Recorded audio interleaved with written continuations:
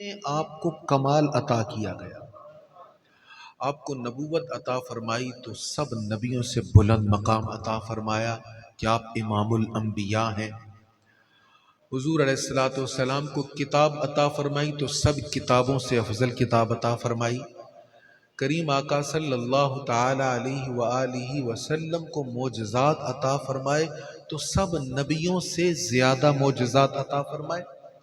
ہر لحاظ سے شان امتیازی کریم آقا صلی اللہ تعالی علیہ وآلہ وسلم کو عطا کی گئی۔ حضور علیہ الصلوۃ والتسلیم کو اللہ تعالیٰ نے جسم اطہر عطا فرمایا تو وہ بھی لاجواب عطا فرمایا، حسن عطا فرمایا تو وہ بھی لاجواب عطا فرمایا۔ کریم آقا صلی اللہ تعالی علیہ وآلہ وسلم کا حسن و جمال ایسا تھا کہ صحابہ کرام علیہم الرضوان کہتے ہیں کہ جو حضور کو دیکھتا پھر وہ دیکھتا ہی رہ جاتا۔ اللہ اکبر۔ حضرت سیدنا ابو ہریرہ رضی اللہ تعالیٰ عنہ کہتے ہیں یہ حضور کی بارگاہ میں بہت زیادہ ٹائم رہے ہیں۔ آپ فرماتے ہیں کہ میں نے کریم آقا صلی اللہ تعالی علیہ وآلہ وسلم سے زیادہ حسین نہ پہلے دیکھا ہے نہ بعد میں دیکھا ہے۔ اللہ اکبر۔ اور آپ ہی روایت کرتے ہیں، کہتے ہیں کہ حضور صلی اللہ تعالی علیہ وآلہ وسلم کا رخ انور ایسا تھا، آپ کا چہرہ انور ایسا تھا، یوں لگتا تھا جیسے اس میں سورج طلوع ہو رہا ہے۔ حضرت براء رضی اللہ تعالی عنہ سے کسی نے پوچھا کیا حضور علیہ السلام کے چہرے کی چمک دمک تلوار کے جیسی تھی؟ اس دور میں کسی کی چمک دمک یا حسن بیان کرنے کے لیے تلوار کو بھی بطور تمثیل پیش کیا جاتا تھا۔ ہم نے تو تلواریں نہیں دیکھی، ہم نے تو چھریاں چاقو وغیرہ ہی دیکھے ہیں، لیکن اگر آپ تلوار دیکھیں مکمل کمپلیٹ تلوار تو اس کی جو دھار ہوتی ہے اس کے ساتھ جو چمک ہوتی ہے وہ بھی دیکھنے کے لائق ہوتی ہے۔ کسی دور میں جب آئینہ نہیں ہوتا تھا تو لوگ تلواروں کو آئینے کے طور پر بھی استعمال کیا کرتے تھے۔ اعلیٰ قسم کے جو لوہے کی تلوار ہوتی تھی، اس میں ہند کا لوہا بڑا مشہور ہوتا تھا۔ تو پوچھا حضرت براء سے کیا کریم آقا صلی اللہ تعالی علیہ وآلہ وسلم کا چہرہ انور تلوار جیسا تھا؟ کہنے لگے نہیں، حضور ایسے حسین نہیں تھے، بلکہ حضور کا چہرہ آفتاب کے جیسا تھا۔ اللہ اکبر۔ اور حضرت جابر بن سمرہ رضی اللہ تعالیٰ عنہ کی روایت آپ نے یقیناً سنی ہوگی، کہتے 14ویں رات تھی اور میں کریم آقا صلی اللہ تعالی علیہ وآلہ وسلم کی زیارت کے لیے آپ کی بارگاہ میں حاضر ہوا۔ حضور علیہ الصلوۃ والسلام نے سرخ دھاری دار جوڑا مبارک زیب تن فرمایا ہوا تھا۔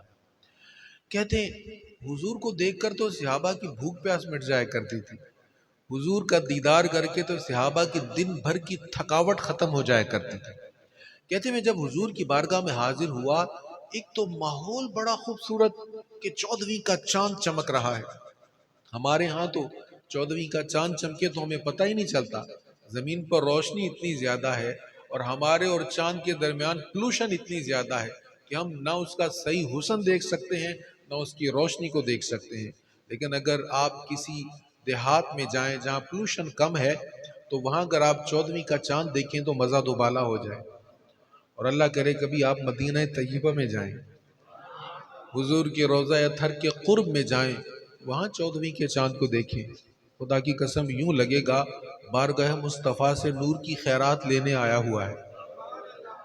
تو کہتے 14ویں کا چاند چمک رہا ہے، میں حضور کی بارگاہ میں حاضر ہوا تو سرکار علیہ الصلوۃ والسلام کے چہرے کو دیکھا تو دیکھتا رہ گیا۔ میں نے دل میں سوچا جابر بھلا حضور کا چہرہ زیادہ حسین ہے یا آسمان پہ چمکنے والا چاند زیادہ حسین ہے؟ کہتے میں نے نگاہیں اٹھائیں، چاند کو دیکھا، نگاہیں جھکائیں، مدینے کے چاند کو دیکھا، کبھی ادھر دیکھتا ہوں کبھی ادھر دیکھتا ہوں، پھر نگاہیں چہرہ مصطفیٰ پر جم گئیں اور دل نے گواہی دی جابر مدینے کا چاند آسمان کے چاند سے بھی حسین ہے۔ یا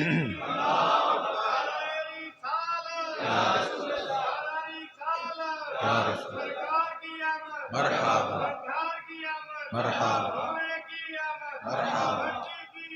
مرحبا مرحبا۔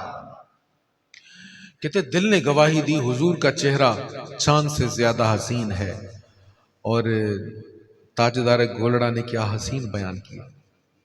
حضور کی بارگاہ میں جا رہے تھے نا، راستے میں ایک جگہ پر آنکھ لگ گئی، وادی حمراء ہے، اور خواب میں حضور کی زیارت ہوئی۔ اب جو دیکھا وہ ذہن میں دل میں بیٹھ گیا۔ اب مواجہ شریف پر آئے ہیں نا، تو دل چاہتا ہے جو خواب میں دیکھا وہ پھر دیکھوں، وہ جاگتی آنکھوں سے دیکھوں۔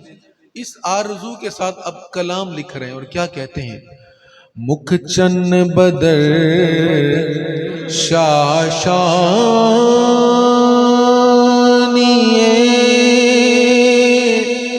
متھے چمک دی لاٹ نورانی کالی زلف تے اکھ مستانی مخمور اکھین مد بھریاں سبحان اللہ سبحان اللہ سبحان اللہ سبحان اللہ سبحان اللہ سبحان اللہ سبحان اللہ۔ ام المؤمنین سیدہ عائشہ صدیقہ رضی اللہ تعالی عنہ فرماتی ہیں، ابن عساکر نے اس کو لکھا ہے خصائص کبریٰ میں بھی، اور امام بہقی نے بھی اس کو تخریج کیا ہے۔ کہتی میں سوئی دھاگا لے کر کچھ سی رہی تھی، چراغ بجھ گیا، سوئی گم ہو گئی۔ اب چراغ بھی بجھ گیا ہے، اندھیرا بھی ہے، اب سوئی کو تلاش کرنا کافی مشکل۔ اتنے میں کریم آقا آ گئے۔ حضور علیہ الصلوۃ والتسلیم نے کہا کیا تلاش کر رہی ہو؟ حضور سوئی گم ہو گئی۔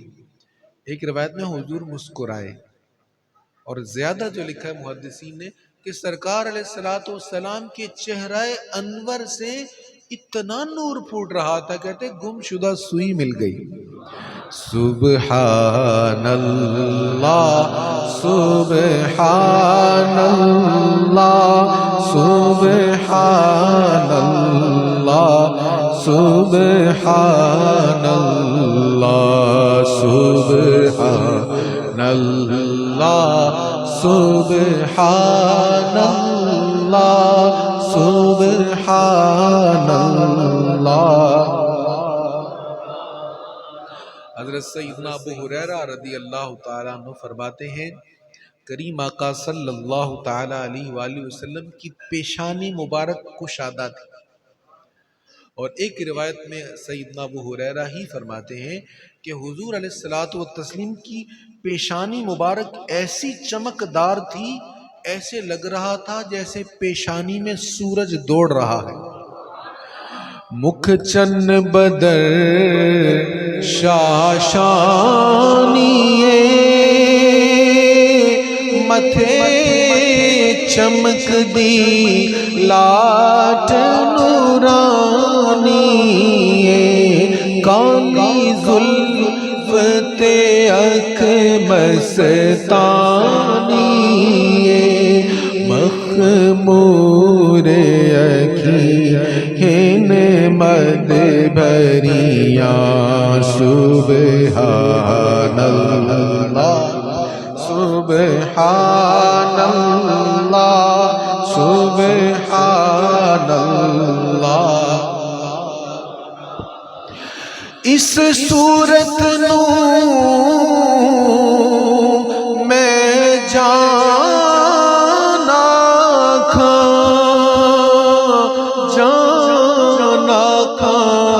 کہ جان جہان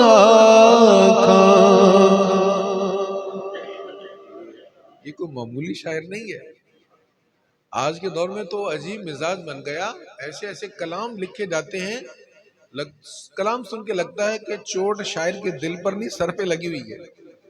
یہ عاشق رسول کا کلام ہے، حضور کے غلام کا کلام ہے. وہ غلام جن کو سرکار کی بارگاہ کی ایسی مقبول حاضری نصیب ہوئی کہ صدی گزرنے کو ہے لیکن کلام آج بھی پڑھا جا رہا ہے. اب حضور کے چہرے کے بارے میں کیا کہتے ہیں؟ اس صورت نو میں جانا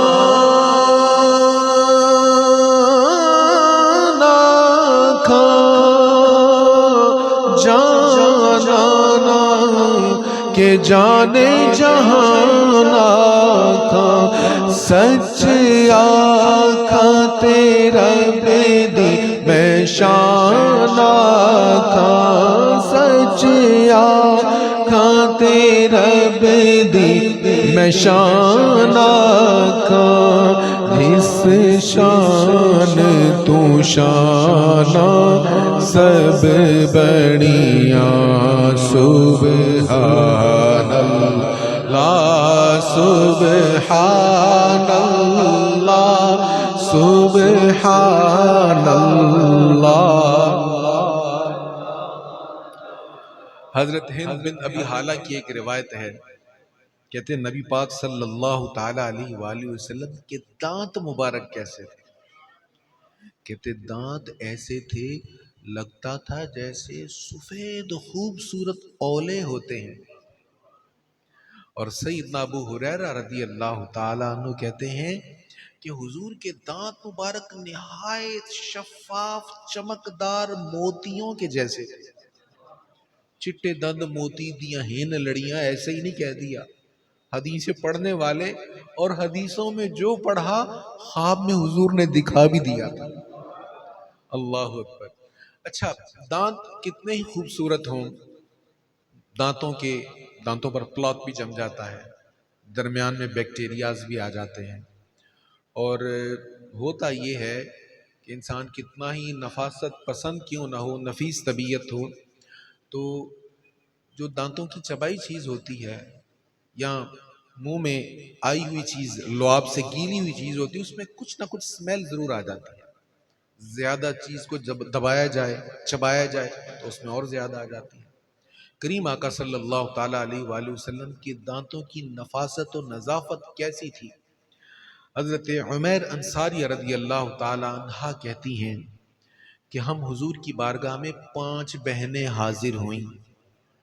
سرکار علیہ السلام گوشت تناول فرما رہے تھے تو حضور علیہ السلام نے گوشت کا ایک ٹکڑا چبایا ہوا تھا، وہ مجھے عطا فرما دیا.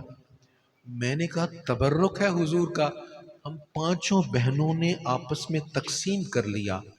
کہتے حضور کے لعاب سے تر اور حضور کے مبارک دانتوں سے چبایا ہوا گوشت کا ٹکڑا ہم 5 نے کھا لیا. حضور کے لعاب دہن والے گوشت کے ٹکڑے سے سمیل نہیں، ایسی خوشبو آ رہی تھی کہ جب ہم نے کھایا تو زندگی بھر ہمارا منہ بھی خوشبودار ہی رہا. اللہ اکبر. یہ تو خوشبو ہے نا، روحانی برکت کتنی ہے، روحانی برکت. حضرت ابو امامہ رضی اللہ تعالیٰ عنہ، یہ بھی صحابی ہیں، یہ کہتی ہیں، امام طبرانی نے اس حدیث کو لکھا ہے، کہتی ہیں کہ مدینہ شریف میں نا ایک خاتون تھی، بڑی بد زبان تھی، بولتے ہوئے لحاظ نہیں کرتی تھی. جیسے ہم میں بھی کچھ لوگ ہوتے ہیں نا، ہم کہتے ہیں میں تو منہ تے سچی گل کرنا، سچی گل کوڑی ہوندی، ہم کہتے ہیں نا، یہ بات غلط ہے. حضور سے بڑھ کر بھی کوئی سچا تھا؟ حضور کی باتیں کڑوی نہیں ہوتی تھی، میٹھی باتیں ہوتی تھی. دیکھو ایک شخص آیا حضور کی بارگاہ میں، آ کر کہنے لگا جی مجھے زنا کی اجازت چاہیے، میں زنا چھوڑ نہیں سکتا، مجھے اجازت چاہیے زنا کی. صحابہ کرام ایک دم جلال میں کہ حضور کے پاس آ کر کیسی بدتمیزی والی بات کی، میں زنا نہیں چھوڑ سکتا، مجھے زنا کی اجازت چاہیے. سرکار علیہ السلام جلال میں آیا کرتے تھے لیکن حضور جلال میں نہیں آئے. اصلاح کرنی تھی نا، سچی بات بتانی تھی اس کو، جلال میں نہیں آئے، ڈانٹا نہیں، ڈرایا نہیں اس کو. حضور نے پیار سے کہا اچھا بیٹا یہ بتا، اگر ایسی خواہش کوئی تیری ماں کے متعلق کرے تو تجھے اچھا لگے گا؟ نہیں آقا، ایسا تو کوئی بھی برداشت نہیں کر سکتا۔ پھر حضور نے فرمایا اچھا تیری بہن کے بارے میں اگر کوئی کہے کہ مجھے اس سے زنا کرنا ہے، تجھے اچھا لگے گا، برداشت ہو؟ حضور کوئی بھی نہیں یہ برداشت کر سکتا۔ اچھا بیٹی کے بارے میں اگر کہے، نہیں آقا۔ پھوپھی کے بارے میں، خالہ، آقا برداشت ہو ہی نہیں سکتا۔ کریم آقا نے پیار سے سینے پہ ہاتھ رکھا اور کہا جیسے تو برداشت نہیں کرتا دوسرے بھی اس بات کو برداشت نہیں کرتے، جیسے تجھے اچھا نہیں لگتا لوگوں کو بھی اچھا نہیں لگتا۔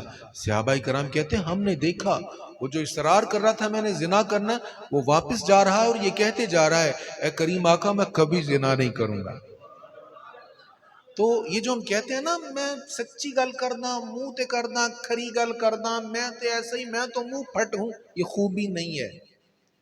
میرے آقا صلی اللہ، ہمارے اصلاحی پروگرام، تبلیغی پروگرام، لوگوں کی تربیت کے پروگرام خراب اس لیے ہوتے ہیں کہ ہم خام خواہ کے تشدد پر آ جاتے ہیں اور ہماری زبان پر سختی آ جاتی ہے۔ کریم آقا صلی اللہ تعالیٰ علیہ وآلہ وسلم ہمیشہ سچی بات کہا کرتے تھے اور حضور کی سچی باتیں دل میں اتر جایا کرتی۔ غلطیاں کرنے والے حضور کی بارگاہ میں آتے، ایسے میٹھی گفتگو فرماتے کہ ان کو غلطی کا احساس بھی ہو جاتا، شرمندہ بھی ہو جاتے اور توبہ بھی کر کے جایا کرتے۔ تو وہ خاتون تھی بڑی بد زبان، بلکہ فحش گوئی بھی کرتے ہوئے انہیں محسوس نہیں ہوتا تھا۔ تو نبی پاک صلی اللہ تعالیٰ علیہ وآلہ وسلم کھانا تناول فرما رہے ہیں، وہ حضور کے پاس آئی۔ اب بے لحاظ انداز تھا گفتگو کرنے کا، کہنے لگی محمد مجھے بھی کھانا دو صلی اللہ علیہ وسلم۔ حضور کے پاس جو کھانا پڑا ہوا تھا آپ نے اس کو عطا فرما دیا، لو تم بھی کھا لو۔ کہنے لگی نہیں وہ جو منہ میں چبا رہے ہو نا وہ دو مجھے۔ حضور علیہ الصلوۃ والسلام نے اپنے منہ سے جو آپ ٹکڑا چبا رہے تھے وہ اس کو عطا فرما دیا، اس نے کھا لیا۔ وہ جو بد زبان تھی، جو بد لحاظ مشہور تھی، جس کی فحش گوئی کے قصے گلی کوچہ و بازار میں مشہور تھے، سرکار کے منہ سے نکلا لقمہ جب اس کے منہ میں ڈالا ہمیشہ کے لیے باحیا ہو۔ اس کے بعد کبھی کسی نے اس کو بدگوئی کرتے ہوئے نہیں دیکھا۔ یہ میرے آقا کریم علیہ الصلوۃ والتسلیم کی دانت مبارک ہیں، حضور کا لعاب شریف ہے۔ کریم آقا صلی اللہ تعالیٰ علیہ وآلہ وسلم کے لعاب دہن کے کیا کہنے، حضور علیہ الصلوۃ والتسلیم کے لعاب کی شان کیا ہے کہ حضور صلی اللہ تعالیٰ علیہ وآلہ وسلم کی بارگاہ میں یمن کے صحابہ آئے اور آ کر عرض کرنے لگے یا رسول اللہ صلی اللہ علیہ وسلم ہمارے ہاں کنووں کا پانی بڑا کڑوا ہے، بڑی دقت ہے ہمیں، آج ہمیں پانی کی قدر نہیں ہے۔ کبھی عرب شریف جائیں، حرمین طیبین میں تو آپ کو پانی کی بہتات ملے گی، مدینہ منورہ اور مکہ معظمہ زادہ اللہ شرفہما میں، لیکن اگر آپ کسی دوسرے شہر کی طرف ٹریول کریں، راستے میں آپ دیکھیں جو بڑے سروس اسٹیشن ہیں ان کو چھوڑ کر کہیں آپ دیکھیں تو آپ کو پانی ملے گا نہیں۔ تو پانی کی بڑی قلت ہوتی تھی وہاں پر۔ اللہ ہمیں پانی کی قدر نصیب فرمائے۔ ہم نہاتے ہیں تو جہاں 5 منٹ میں غسل ہو سکتا ہوں آدھا گھنٹہ ہم شاور لیتے رہتے ہیں۔ خیال کیا کریں کہ جو ہم پانی ضائع کر رہے ہیں تو یہ پانی بہت آگے بڑے لوگوں تک جا سکتا تھا۔ اور وہ چولستان کے لوگ جو اب بہت دور سے پانی مٹکوں میں بھر کے لاتے ہیں اور پھر چھان کر رکھتے ہیں، پھر بھی اس کا رنگ مٹیالہ ہوتا ہے، تو پھر برتنوں میں ڈال کے رکھ دیتے ہیں، مٹی بیٹھ جاتی تو اس کو اوپر سے پی لیتے ہیں۔ ان کا تصور کیا کریں تو پانی کی قدر ہو، خاص طور پہ وہ پانی جو RO پلانٹ سے گزر کے آتا ہے اس کی قدر کریں۔ 70% پانی ضائع ہوتا ہے، اس سیوریج میں بہ جاتا ہے، تو اس کو کشید کرنے کے بعد 30% پانی RO پلانٹ ہمیں دیتا ہے اور اس میں سے آدھا گلاس ہم پیتے ہیں باقی پھینک دیتے ہیں۔ اس پانی کی قدر کیا کرے، اللہ ہمیں قدر کرنا نصیب فرمائے۔ تو نبی مکرم صلی اللہ علیہ وسلم سے عرض کی یا رسول اللہ ہمارے یمن کے کنویں بڑے کڑوے ہیں۔ حضور علیہ الصلوۃ والسلام نے تھوڑا سا پانی منگوایا، اس میں اپنا لعاب دہن ڈال دیا، سرکار نے کلی مبارک فرمائی اس میں ڈال دی، کہا اس کو کنویں میں ڈال دینا۔ صحابہ کرام کہتے ہیں کہ ہمیں انتظار تھا اگلی بار یمن والے صحابہ جب آئیں، کہتے جب وہ آئے تو ہم نے پوچھا بھی کیا بنا کنووں کا، تو وہ کہنے لگے جب حضور کے تبرک والا پانی ہم نے اس میں ڈالا وہ ہمیشہ کے لیے میٹھے ہو گئے۔ اللہ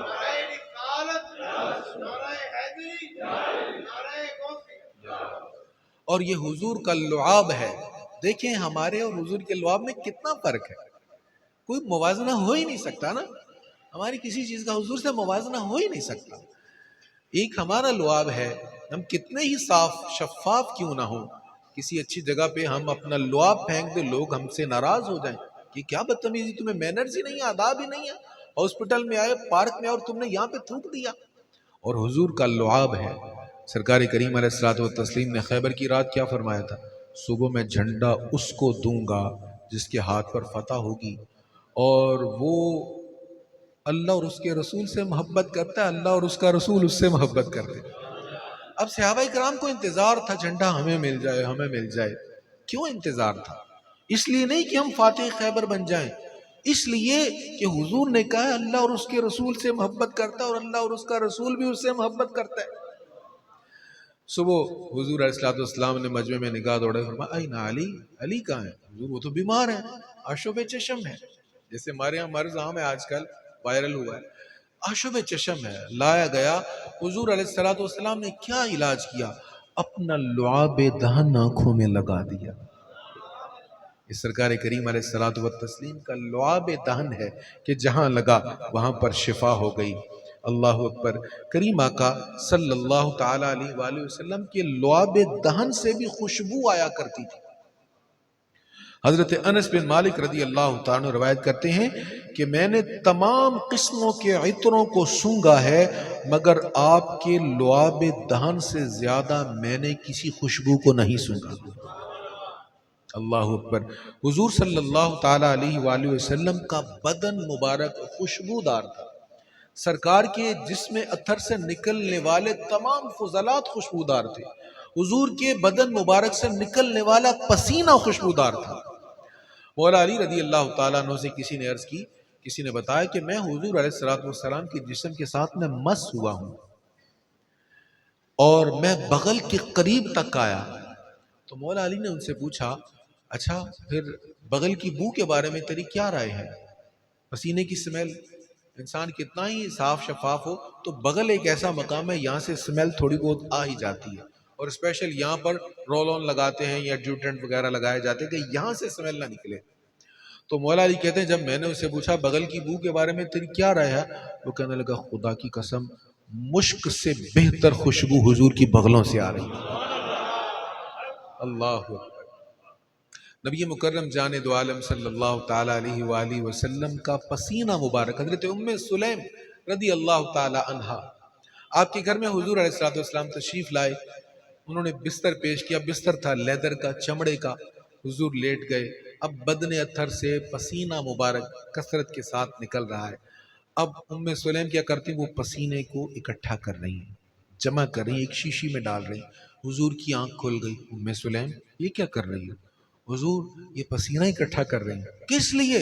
حضور اس کو خوشبو میں ڈالنے کی، اس لیے کہ یہ بہترین خوشبو ہے، خوشبوؤں میں سے یہ بہترین خوشبو ہے۔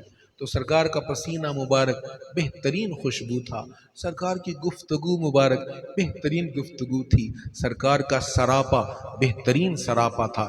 بہت سے لوگ ایسے ہیں جنہوں نے صرف جمال مصطفیٰ دیکھا، کوئی دلیل نہیں مانگی، بس چہرہ مصطفیٰ دیکھا اور اسلام قبول کر لیا۔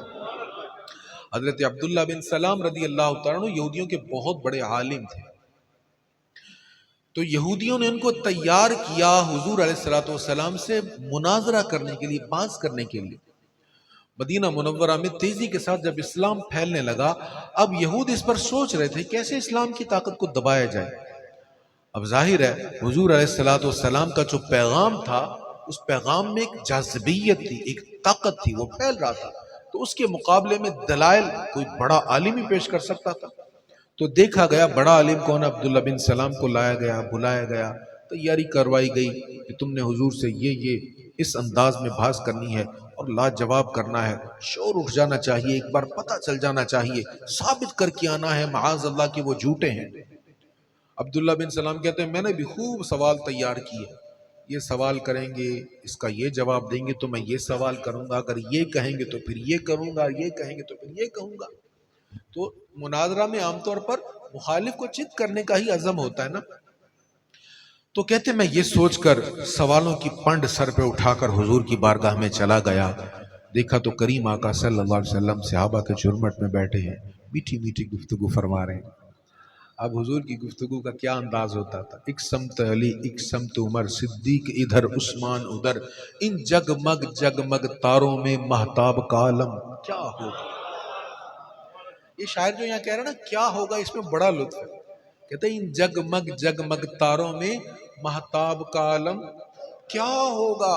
کہتے ہیں سوچو تو صحیح کیا عالم ہوگا۔ ہر کوئی فدا ہے بن دیکھے، آج ہر کوئی قربان ہو رہا ہے حضور پر کہ اپنے آقا پہ قربان ہو جائیں، نثار ہو جائیں۔ آج ہر کوئی فدا ہے بن دیکھے تو دیدار کا عالم کیا ہوگا۔ قدموں میں نگاہیں رہنے دو، چہرے کا تصور مشکل ہے، جب چاند سے بڑھ کر ایڑی ہے تو رخسار کا عالم کیا ہوگا، کیا عالم ہوگا۔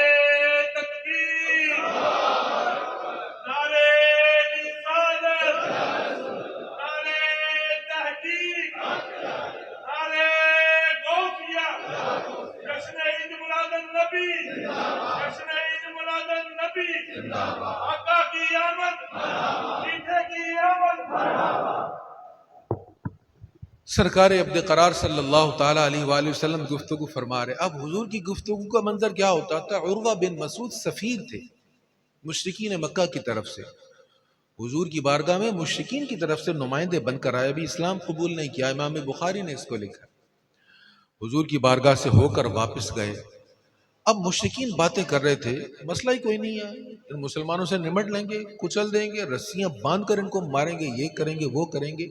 عروہ بن مسعود کہنے لگے میں بڑے بڑے بادشاہوں کے پاس گیا ہوں، میں نے قیصر و کسریٰ کے درباروں کی شان و شوکت کو دیکھا ہے، بڑے بڑے بادشاہوں کے سپر پاورز کے ہاں میں تمہارا سفیر بن کے گیا ہوں، پر جو میں نے تعظیم محمد کی اصحاب میں دیکھی ہے میں نے کسی میں نہیں دیکھی صلی اللہ علیہ وسلم۔ میں نے دیکھا ہے کہ صحابہ کرام علیہم الرضوان جب حضور گفتگو کرتے ہیں تو ایسے ساکت ہو کر توجہ سے سنتے ہیں جیسے سروں پہ پرندے بیٹھے ہیں، ہلیں گے تو اڑ جائیں گے۔ اور وہ کہتے ہیں میں نے دیکھا ہے کہ جب وہ کلی کرتے ہیں پانی زمین پر نہیں صحابہ کے ہاتھوں پر ہوتا ہے۔ تو کیفیت یہ ہوا کرتی تھی حضور کے بیان کی اور حضور کے خطاب کی۔ اور کبھی کبھی ایسا ہوتا، ایک روایت ہے صحابی کہتے ہیں حضور کے جو سامنے والے دانت ہیں نا ثنایا اوپر والے، ان کے درمیان تھوڑا سا خلا تھا، کبھی کبھی آقا دوران گفتگو جب تبسم فرماتے حضور مسکراتے تو یوں لگتا اس خلا سے نور کی کرنیں چھن چھن کر باہر آ رہی ہیں۔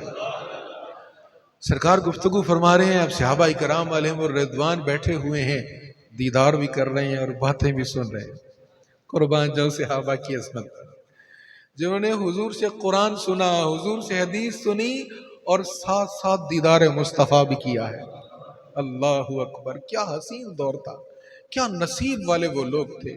اللہ ہمیں ان جیسی محبت نصیب فرما دے، ان جیسا جذبہ دے دے۔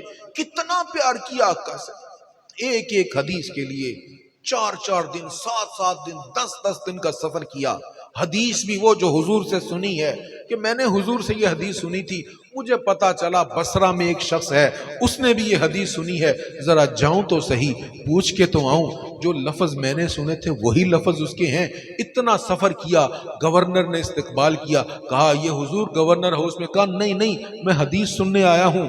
جا کے سامنے بیٹھ گئے، کہا ذرا وہ حدیث سنانا، مجھے پتا چلا تم نے بھی ڈائریکٹ حضور سے سنی، حضور سے حدیث سنی، تو کہا ہاں میں نے بھی یہی سنا ہے۔ گورنر کہہ رہا حضور آئیے میرے گھر میں، آپ صحابی رسول، کہا نہیں جو جس کام کے لیے آیا تھا میرا کام ہو گیا۔ کیسی محبت کی، اللہ ہمیں حدیثوں سے ایسی محبت دے دے، قرآن کریم کے ساتھ کیسی محبت کی، ایک ایک لفظ ایک ایک آیت کے لیے کیسی محنت کی، ایک دوسرے تک پہنچایا، اور راتوں کو چھپ چھپ کر مشرکین مکہ کے ظلم سے بچ بچ کر ایک دوسرے کو جا کے سنایا کرتے تھے مکہ شریف میں، آج رات یہ آیت آقا پر اتری ہے، کل صبح حضور پر یہ آیت اتری ہے، یہ نیا حکم آیا ہے۔ ایسی محبت جیسی صحابہ نے کی ہے اللہ ہمیں بھی نصیب کر دے۔ عبداللہ ابن مسعود کہتے ہیں صحابہ کرام، حضرت عبداللہ بن سلام کہتے ہیں، عبداللہ بن سلام کہتے ہیں یہودی تھے، کہتے ہیں صحابہ کرام بیٹھے ہیں، حضور گفتگو کر رہے ہیں، تیاری پوری کر کے گیا تھا، مناظرہ ہوگا، سوالات ہوں گے، جب محفل میں جا کے بیٹھا، باتیں سنی اور چہرہ مصطفیٰ کو دیکھا، دل کی دنیا الٹ پلٹ ہونے لگ گئی۔ حضور گفتگو کرتے کرتے خاموش ہوئے، میری طرف متوجہ ہوئے، ہاں بھئی کدھر آئے ہیں؟ اب موقع تھا سوال کرنے کا، اب موقع تھا مناظرہ کرنے کا۔ جب آقا نے پوچھا کدھر آئے تو کہا حضور کلمہ پڑھنے آیا ہوں۔ اللہ اکبر۔ روئے بدر الدجا دیکھتے رہ گئے، چہرہ مصطفیٰ دیکھتے رہ گئے۔ سرکار کریم علیہ الصلوۃ والتسلیم کا کلمہ پڑھا، یہودی لڑنے لگ گئے۔ او عبداللہ بن سلام، تو نے ہماری عزت خاک میں ملا دی، تو نے کیا کر دیا ہمارے ساتھ، تو نے ہمیں رسوا کر دیا۔ ارے تو نے تو کوئی سوال بھی نہیں کیا، کوئی مناظرہ کیا ہوتا، کوئی باتیں کی ہوتی اور پھر مطمئن نہ ہوتا تو اور بات تھی، تم نے تو کوئی سوال ہی نہیں کیا، کوئی بات ہی نہیں کی، ایسے ہی کلمہ پڑھ کے آ گیا۔ تیرا معاملہ ہماری سمجھ سے باہر ہے، تو نے کیا کیا ہمارے ساتھ؟ عبداللہ بن سلام کہتے ہیں جب رخ ودھا دیکھا میری بھی سمجھ سے سب کچھ نکل گیا، میری بھی سمجھ سے باہر ہو گیا۔ ایک میں اپنی آنکھوں سے تورات کے اوراق کو دیکھ رہا تھا، دوسری طرف چہرہ مصطفیٰ کو دیکھ رہا تھا۔ دل گواہی دے رہا تھا عبداللہ بن سلام جو تو نے کتاب میں پڑھا ہے اس کے مطابق یہ چہرہ کسی جھوٹے کا نہیں، سچے رسول کا ہے۔ آقا کریم علیہ الصلوۃ والتسلیم کا جمال وہ جمال ہے، آپ کا حسن وہ حسن ہے، آج بھی دنیا دیوانی ہے۔ حضرت سیدنا ابو ہریرہ رضی اللہ تعالیٰ عنہ حضور کے وصال کے بعد کسی دیہاتی کو دیکھتے نا، کوئی آؤٹ سائڈر بندہ آیا مدینہ شریف میں جو پہلے نہیں آیا، اس کو کہتے تم نے حضور کو دیکھا ہے؟ وہ کہتا ہے نہیں دیکھا۔ اچھا بیٹھ میں تجھے بتاؤں حضور کیسے تھے۔ اب حضور کا حلیہ بیان کرتا ہے، حضور کا سراپا بیان کرتے، سرکار کے چہرہ انور کی باتیں ہوتی، حضور کے اخلاق کی باتیں ہوتی۔ اچھا اگر کوئی ایسا بندہ ہوتا جو کہتا ہاں میں نے تو دیکھا ہوا ہے، وہ کہتے اچھا بیٹھ، تو نے جو دیکھا ہے، جو جو تجھے یاد ہے وہ مجھے سنا، مجھے حضور کی باتیں سنا۔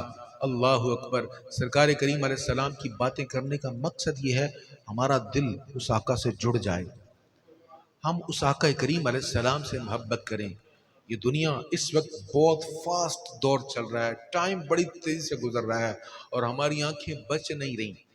کبھی یہ گیجٹ ہمیں گمراہ کر رہے ہیں، کبھی سکرینز ہمیں گمراہ کر رہی ہیں، جہاں جاؤ فحاشی اور عریانیت اپنی طرف کھینچ رہی ہے۔ ایسے میں آنکھوں کو بچانا ہے تو زلف مصطفیٰ کے اسیر بن جاؤ، اس آقا سے محبت کر لیں جس آقا سے اللہ بھی محبت فرماتا ہے، اس چہرے کو دیکھنے کی تڑپ دل میں پیدا کر لیں جس چہرے کو رب بھی دیکھتا ہے۔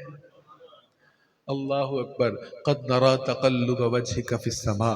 حضور حالت نماز میں سر انور آسمان کی طرف کر رہے ہیں، چہرہ آسمان کی طرف اٹھاتے ہیں تو اللہ تعالیٰ فرماتا ہے جب آپ آسمان کی طرف دیکھتے ہیں تو ہم آپ کے چہرے کو دیکھتے ہیں۔ وَاصْبِرْ لِحُكْمِ رَبِّكَ فَإِنَّكَ بِأَعْيُنِنَا۔ اپنے رب کے حکم سے صبر کیجئے، آپ ہماری نگاہوں میں ہوتے ہیں۔ یہ وہ جمال ہے جس جمال کو رب العالمین بھی دیکھتا ہے۔ قیامت کا دن ہوگا، امام بخاری نے لکھا ہے سب لرز رہے ہوں گے۔ بڑا مذاق اڑا دیا جاتا ہے قیامت کے دن کا، ایسے نہ کیا کرو۔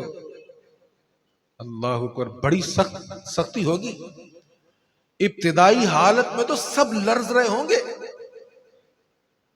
اولیاء، شہداء، اقطاب سب لرز رہے ہیں۔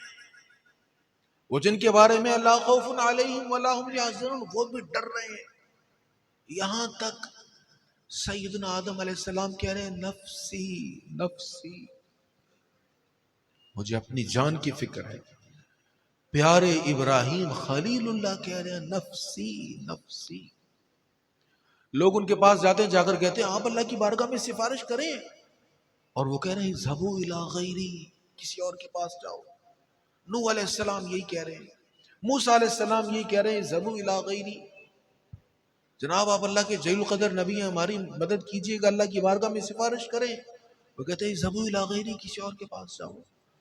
چلتے چلتے حضور کی دہلیز پر آ جائیں گے اور پھر کہیں گے سب نے صف محشر میں للکار دیا ہم کو، اے بے قصوں کے آقا اب تیری دہائی ہے۔ سنتے ہیں کہ محشر میں صرف ان کی رسائی ہے، گر ان کی رسائی ہے لو جب تو بنائی ہے۔ حضور اللہ کی بارگاہ میں شفاعت کریں، حضور یہ نہیں کہیں گے ذهبوا الی غیری، حضور فرمائیں گے انا لہا، ہاں اس کام کے لیے میں ہوں. کہیں گے اور نبی اذهبوا الی غیری، میرے حضور کے لب پر انا لہا ہوگا. کیسا جلال والا منظر ہوگا، کیسا ہیبت والا منظر ہوگا. کوئی اپنے پسینے میں ٹخنوں تک ہے، کوئی گھٹنوں تک ہے، کوئی ڈبکیاں لگا رہا ہے. ایسے میں حضور علیہ الصلوۃ والسلام جب کہیں گے نا انا لہا، تو اب امید ہو جائے گی، سب کو امید ہو جائے گی. اللہ اکبر. تاجدار بریلی نے بڑا خوبصورت نقشہ کھینچا ہے. خاک افتادو بس ان کے آنے ہی کی دیر ہے. خاک افتادو، اے زمین پر گرے پڑے لوگوں، خاک افتادو بس ان کے آنے ہی کی دیر ہے. خود وہ گر کر سجدہ میں تم کو اٹھاتے جائیں گے. خاک افتادو بس ان کے آنے ہی کی دیر ہے. خود وہ گر کر سجدہ میں تم کو اٹھاتے جائیں گے. لو وہ آئے مسکراتے ہم مسیروں کی طرف، خرمن عصیاں پہ اب بجلی گراتے جائیں گے. وسعتیں دی ہیں خدا نے دامن محبوب کو، جرم کھلتے جائیں گے اور وہ چھپاتے جائیں گے. قیامت کے دن وہ کہا جاتا ہے کہ قیامت کے دن جب حضور ہماری وکالت کریں گے تو ہم مقدمہ ہاریں گے نہیں. بزرگ فرماتے ہیں نہیں، حضور کو وکیل نہ کہو. حضور وکیل نہیں ہے ہمارے. وکیل کا کام کیا ہوتا ہے؟ وکیل کہتا ہے جج صاحب اس نے جرم کیا ہی نہیں ہے، اگر جرم کیا ہو تو پھر آپ سزا دے لیں، تو اس نے تو جرم نہیں کیا. حضور یہ تھوڑا کہیں گے، حضور یہ نہیں کہیں گے یا اللہ جرم نہیں کیا. حضور کہیں گے یا اللہ جرم تو کیے ہیں، غلطیاں تو ہوئی ہیں، ان سے خطائیں تو ہو گئی ہیں، حدوں کو تو توڑا ہے، لیکن یا اللہ تو نے مجھے شفاعت کا اذن دیا ہے، اب ان کے کرتوتوں کو تو نہ دیکھ، میری پھیلی جھولی کی لاج رکھ لے، میری پیشانی تپتی زمین پر میری بکھری زلفوں کی لاج رکھ لے. سرکار یہ نہیں کہیں گے جرم نہیں کیا، حضور شفاعت کریں گے. اور جب سرکار کا سر انور سجدے میں ہوگا، اللہ اکبر، اللہ کا جلال عروج پر ہے، سب لرز رہے ہیں، سب پیچھے ہیں، حضور سجدے میں ہیں. اللہ تعالیٰ کا دریائے کرم جوش میں آئے گا. اللہ فرمائے گا یا محمد صلی اللہ علیہ وسلم ارفع رأسک، اے سراپائے حمد و خوبی سر انور اٹھائیے، سر انور اٹھائیے، یعنی چہرہ دکھائیے، مانگیے، جو مانگیں گے عطا کیا جائے گا، جس کے حق میں شفاعت کریں گے قبول کی جائے گی. تو قیامت کا دن بھی حضور علیہ الصلوۃ والتسلیم کی عظمتوں کے اظہار کا دن ہوگا. آج جو حضور سے سچا پیار کرتے ہیں نا، کل قیامت کے دن سرکار انہی پر کرم فرمائیں گے. اس لیے اپنی نسبت حضور سے پکی کر لیں، اپنا رابطہ حضور سے مضبوط کر لیں. سرکار علیہ الصلوۃ والسلام فرماتے ہیں جب میرا غلام پل صراط سے گزرے گا نا تو میں کہوں گا رب سلم، میرے رب اس کو سلامتی سے پار لگا دے، سلامتی سے اس کو پار لگا دے. جب دعا حضور مانگ رہے ہوں گے اور شان یہ ہوگی کہ مقام محمود پر فائز ہیں، اللہ فرما رہا ہے حبیب مانگ کیا مانگتا ہے، حضور کہیں گے رب سلم. اب پل صراط کی تیزی بھلا کسی کو کاٹے گی؟ بس شرط یہ ہے حضور کی غلامی سچی ہونی چاہیے. حضور کا جو سچا غلام ہے انشاءاللہ پل صراط سے بھی جھومتے ہوئے گزر جائے گا. قیامت کا منظر بڑا پر خطر ہے، مگر مصطفیٰ کا جو دیوانہ ہوگا، دیوانہ ہوگا. وہ پل پر سے گزرے گا مسرور ہو کر، نعرہ نبی کا لگاتے لگاتے